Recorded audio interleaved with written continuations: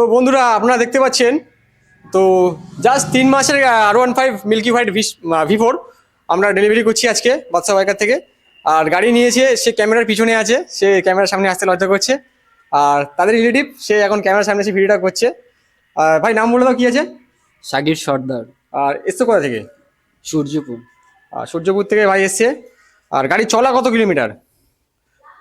চলা আছে 915 কিলোমিটার চলা আছে গাড়িটা।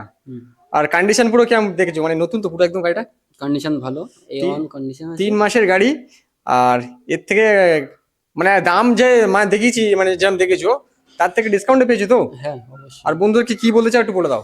বন্ধুরা গাড়ি নেওয়ার হলে চলে এসো বাদশা বাদশা বাইকার। বাইকার।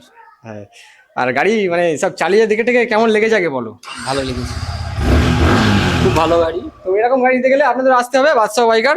তো এখানেই শেষ করলাম।